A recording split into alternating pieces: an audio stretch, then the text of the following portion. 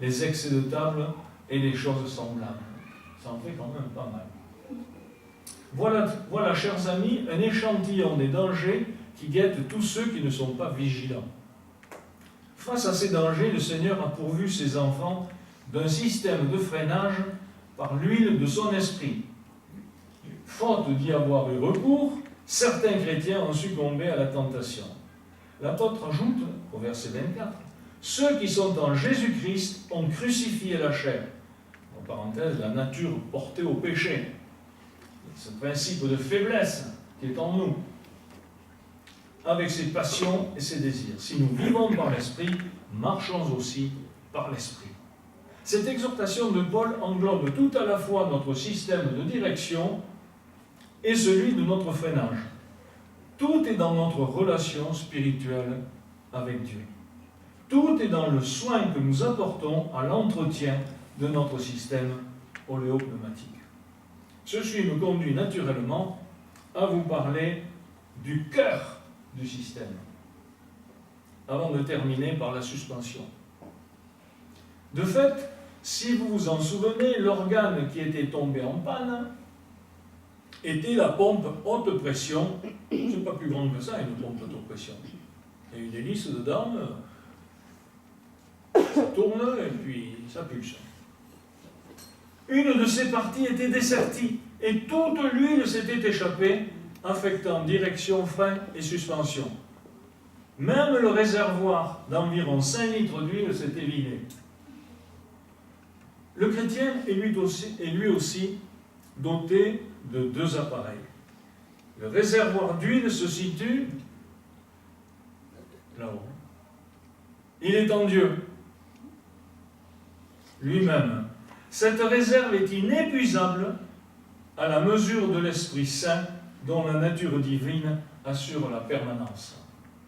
Le cœur du chrétien, métaphore de sa pensée, de ses sentiments et de sa volonté, agit comme une pompe qui s'alimente ou devrait s'alimenter au réservoir divin. Cette relation spirituelle avec le divin relève d'un miracle appelé la métanoïa, la nouvelle naissance. C'est alors que Dieu établit une jonction entre lui et sa créature, créant un circuit vital par l'huile de l'Esprit Saint. Telle est l'œuvre d'amour du grand Dieu des cieux et de la terre. Il appartient dès lors à chaque enfant de Dieu, né de l'Esprit, d'actionner son cœur nouveau pour que tout son être soit animé par cet esprit de vie et qu'il en manifeste les vertus, à savoir l'amour, la joie, la paix, la patience, la bonté, la bienveillance, la fidélité, la douceur, la tempérance. Galates 5, verset 22. La question qui se pose alors est la suivante. Comment maintenir en action la pompe haute pression qu'est mon cœur?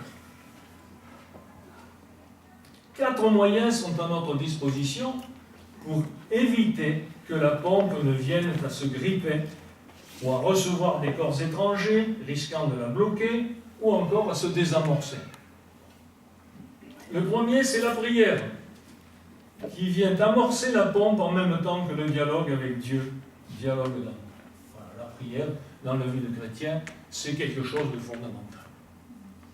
Le matin, quand je me lève et que je vois la belle nature autour de moi, je dis merci Seigneur. Tu es le créateur de toutes ces choses-là. Quand je vois mon épouse qui me fait un beau sourire, je dis merci Seigneur. Tu m'as donné la plus belle et la plus généreuse des épouses. Dans 2 ans, ça fera 50 ans. Alors, imaginez si je remercie Dieu tous les jours, 50 ans multipliés par 565 jours, etc.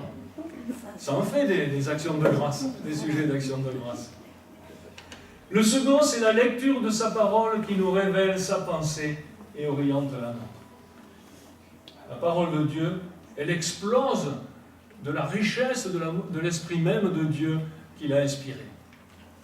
C'est pour ça que même si nous nous contentons quelquefois de donner un petit évangile de Jean à quelqu'un que nous avons rencontré, sachant que sa parole ne retourne pas à lui sans effet, nous donnons à cette personne le plus beau trésor qu'on puisse lui offrir.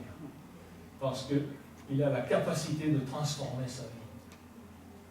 Le second, c'est la lecture de sa parole, qui nous révèle sa bonté, et ça je viens de le dire, et oriente la nôtre. Le troisième, c'est la communion fraternelle, en grec c'est la koinonia, qui active notre relation d'amour avec nos frères. Et si j'avais prêché le message que j'avais prévu, le culte à Dieu, en 2 mots, je vous aurais dit ceci: quand nous venons ici, la première priorité, c'est que nous venons rencontrer Dieu. Et en second, puisque nous sommes ensemble, nous partageons les choses. Et il ne faut surtout pas inverser l'ordre des facteurs. Je suis sûr, et ça m'est arrivé, que quelquefois je suis allé au culte, et j'y allais plus pour voir mes amis, éventuellement pour papoter, pour se dire, un drôle de chapeau, celle-là, les jupes un peu trop courtes, enfin, vous voyez. Et comment voulez-vous qu'ensuite, mon cœur ait été ouvert à ce que le prédicateur allait donner et qu'il lui avait demandé à lui des heures de préparation et de contact avec Dieu. Voilà, donc, si un jour je vous parle de ce message, ce sera dans plus tard, puisque je vous en ai donné la substantifique morale. Et le quatrième, c'est l'annonce de l'évangile à tous ceux qui se perdent. Voilà, il y a des moyens aussi de rester actifs.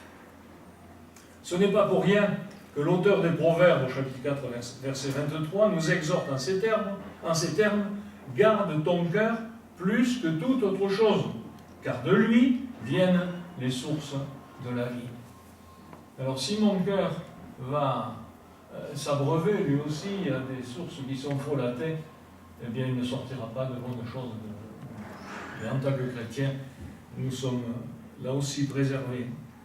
Alors nous l'avons bien compris, entretenir et veiller sur la bonne marche de notre cœur est fondamental pour avoir une vie spirituelle digne de ce nom. Et j'en arrive au dernier volet de notre réflexion. La suspension. Le système de suspension influe sur 2 domaines de la conduite automobile. Sur le confort d'une part, et sur la tenue de route d'autre part. Il faut trouver un bon compromis. Si la suspension est un peu trop chère, un peu trop dure, la voiture va coller à la route. Si elle est trop molle, elle va se promener, elle va se balancer. Donc il faut trouver. Mais la vie est faite de compromis, même en matière de suspension. Citroën l'avait fait.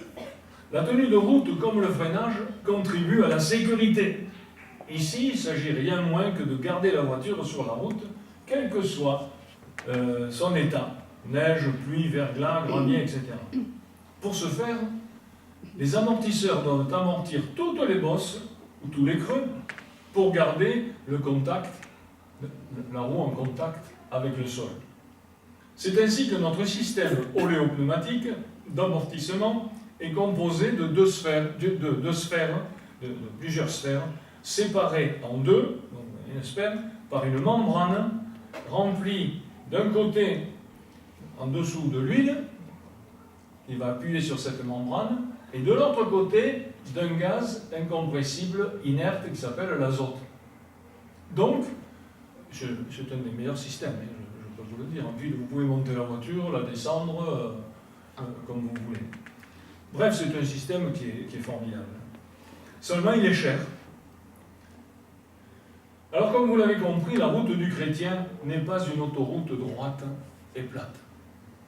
Que ce soit avec Escoffa, Vinci, je ne sais plus quel est le nom des prestataires de services. Mais elle s'apparente plutôt à un chemin de montagne chaotique et piégeux. Les secousses de la vie ne vous seront pas épargnées. Mais le Seigneur, par son esprit, nous a doté des moyens d'absorber les chocs de la vie. Comme nous l'avons dit, le Saint-Esprit, le Paraclète, nous est présenté comme le consolateur. Comme le consolateur. Il est donc celui qui, par sa consolation, par son assistance permanente, amortira les chocs de la vie. Il est aussi celui qui, selon Paul, écrivant aux Éphésiens chapitre 3, verset 14 et suivant, vous donnera, selon la richesse de sa gloire, d'être puissamment fortifié par son esprit dans l'homme intérieur, en sorte que Christ habite dans vos cœurs par la foi. La suspension permet donc d'améliorer la tenue de route, mais elle est avantageusement secondée par les pneumatiques qui contribuent eux aussi à l'amortissement. Le terme même de pneumatique nous renvoie à celui d'air, de souffle et d'esprit, pneuma. Essayez de rouler avec des pneus à plat et vous m'en direz des nouvelles. Mais pour être efficace, il faut qu'ils soient gonflés à la bonne pression et être vérifiés régulièrement. S'ils sont trop gonflés, ils vont être arrondis, ils vont réduire la surface d'appui sur le sol. Alors certes, on consommera moins, puisqu'on forcera moins pour avancer. Mais s'ils sont trop plats, c'est-à-dire s'ils sont trop dégonflés, ils sont comme ça, c'est les bords qui vont s'user, et il n'y aura presque plus d'appui, puisque le reste sera bombé à l'intérieur. Donc il faut bien voir la bonne pression préconisée par les constructeurs. Il faut de surcroît que chaque train soit équipé, le train avant et le train arrière, du même type de pneus, de la même marque. Ça peut être différent devant et derrière, mais sur le même essieu, on doit avoir des pneus de la même marque. Pourquoi? Parce que les pneus ne réagissent pas tous, alors ça peut de la même manière. Donc on peut avoir des difficultés. Alors, je vous propose donc de vous équiper ainsi pour la meilleure tenue de route et le meilleur confort. À l'avant, mes amis, chaussez les pneus de l'Espérance qui assurent une excellente motricité. L'Espérance, elle tire en avant. Et vous verrez votre vie, le véhicule de votre vie, il va avancer, il ne va pas stagner. Effectivement, nous marchons parce que nous espérons au retour de Christ. Nous marchons parce que nous espérons à la résurrection. Et plus on vieillit, plus on se rend compte que l'échéance s'approche. Mais quand je sais que dès que je quitterai mon enveloppe charnelle et physique, je serai dans la présence de Dieu, c'est quand même quelque chose de formidable. Alors vous allez me dire, mais et derrière? Il y a un autre essieu avec 2 roues. Je ne parle pas de la roue de secours, parce que là, il n'y a pas besoin de roue de secours. Et à l'arrière, les pneus de la foi qui assurent une excellente tenue de route. 2 pneus de la foi, 2 pneus de l'espérance, sachant que la foi et l'espérance se rejoignent, sont 2 sœurs jumelles, homozygotes et pas hétérozygotes, c'est des vraies jumelles. Ainsi équipés, vous pourrez rouler sans problème. J'ajoute que ces pneumatiques sont garanties, ah oui, j'avais oublié de le dire, inusables. Vous avez bien entendu, ces pneus sont inusables. Vous pouvez y aller, vous pouvez les gonfler, les tenir à la bonne température, jamais ils vont éclater, jamais ils vont perdre. Vous n'aurez pas besoin de testeur, vous savez, pour voir le témoin qui se trouve dans les... Enfin, quelques mots sur le confort de la suspension oléopneumatique. Un de ses avantages, et non des moindres, ce n'est pas seulement sa souplesse, mondialement reconnue, mais c'est le fait qu'elle conserve toujours la même assiette, quelle que soit la charge. Alors quand je parle d'assiette, il ne s'agit pas de nourriture et de repas. L'assiette, c'est comme ceux qui font du cheval aussi, ça, parce qu'il faut avoir une bonne assiette pour coller au cheval.